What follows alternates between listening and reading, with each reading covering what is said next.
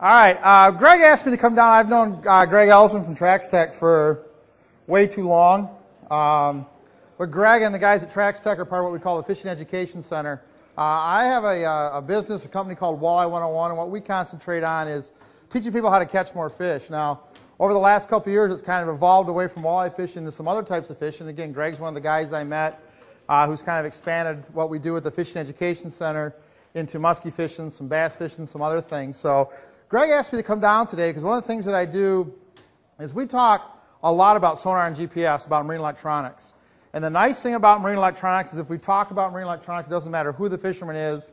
We can probably teach you a little bit something tonight about your sonar especially, a little bit about GPS. We're going to talk about some other stuff when we talk about marine electronics. So I'm down here tonight to kind of talk to you a little bit about what your sonar does, what it doesn't do, how it works, what you should be able to see, why you're not seeing what you think you should see, and how to get your unit set up so you get the most out of it. Because anybody that fishes is going to benefit by having their sonar tuned better and being able to catch more fish. Now, we do a lot of walleye fishing, but every once in a while we have a little accident and end up with one of those. I think that's a walleye eater is what we call it.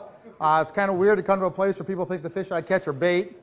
But we had a really good year this year on the Detroit River catching walleyes and happened to stumble into a few muskie. This is actually the first big muskie I ever caught.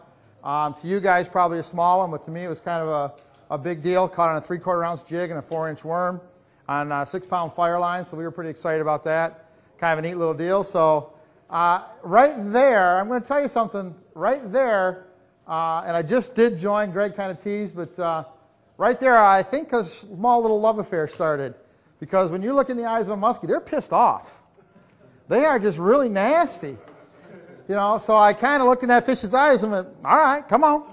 So over the course of the year, we caught a few more, and I can see me becoming a muskie fisherman if I expand away from walleye fishing much faster. I can see me becoming a bass fisherman or something really stupid. So I kind of am really impressed with that. Again, that's the first big muskie I've ever caught, and they are mean. They are not happy fish. So hopefully we can get out with some of you guys and maybe do a little bit of muskie fish and learn a bit more about them. So we're excited about this season and catching some more muskies. We have a saying at Walleye 101, very simple. Spend more time fishing where there's catchable fish. And it doesn't matter, again, if you're a muskie fisherman, a walleye fisherman, a panfish fisherman, a bass fisherman. If you're not fishing where there's fish that want to bite, you're probably not going to catch any. For us as walleye fishermen in open water, anytime we fish deeper than 12, 15 feet of water, I am a sonar junkie. I will not put a rod in the water until I see fish on my screen. And ask the guys who've been on charters with me, 6-hour charters, who've gone 1.5, 2, 2.5, 3 hours before we pull a rod out of the rod locker. Because there is no sense putting a lure in the water unless there's fish there to bite it. Can we all agree on that? Okay? Sonar lets us do that a lot easier, a lot faster. If you got your sonar set up right, you can search for fish at 25, 30, 35 miles an hour. I'm going to show you a picture at the end of this seminar at 52 miles an hour. I actually watched seeing walleyes down in Lake Erie at 52 miles an hour. Actually, the picture where that fish on the left actually came from, I'm going to show you what that picture looked like at high speeds. But we call it fish where there's catchable fish. And again, using your sonar, you can see fish.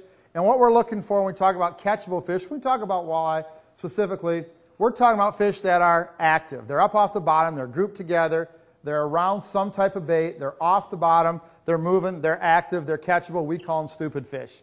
Stupid fish are a lot easier to catch than smart fish. So spend your time fishing for stupid fish. The higher off the bottom the fish come, the stupider they get. The stupider they get, the more mistakes we can make with our presentation and still get bit. So we look for catchable fish, and using your sonar is the best way to do this. Let's talk a little bit about how sonar works. There's a lot of misconceptions and myths. Guys think their sonar should be showing them something or is showing them something when it's really not. So let's talk about how sonar actually works. On the back of your boat, you have a little piece of plastic, or a lot of you guys actually through the hull of your boat, you have a little piece of brass or plastic called a transducer. And basically all it is a crystal inside of a housing, and basically all it is an antenna. It transmits and receives sound signals. That's all it does. Now the sound that comes out of your transducer does not come out in a beam like the beam from this projector to the screen.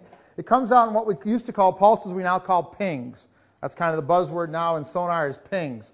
But what happens is every time a ping goes down, we get a separation between the first ping, the second ping, the third ping. So each ping goes down individually. Now, if you have a good sonar unit, and you have your ping speed turned up where it should be, which is about maximum, 90 to 100% on your ping speed. The faster you run your ping speed in shallow water, the better target separation you're going to get, the better ability to see fish close to the bottom you're going to get. So run your ping speed high.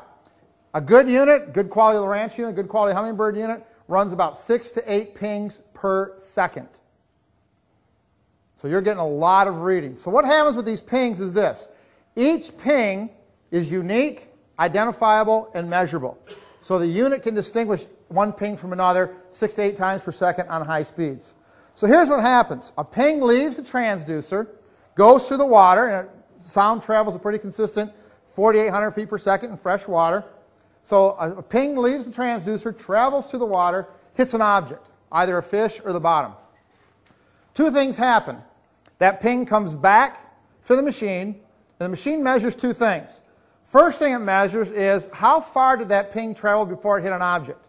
And the first thing you have to understand about sonar is this. Sonar units do not measure depth. They are not depth finders. Sonar units do not in any way measure depth. They measure distance. It's going to become very important in a few slides here. Sonar does not measure depth, it measures distance. How far did that ping travel before it came back? So it's going to take X amount of seconds to leave the transducer, hit an object, and come back. 4,800 feet per second, we get a distance. The other thing the sonar unit does for each individual ping is it determines how much the return came back, or what we call the intensity of the return. Harder the bottom, bigger the fish, the more intense the return, the more the signal comes back.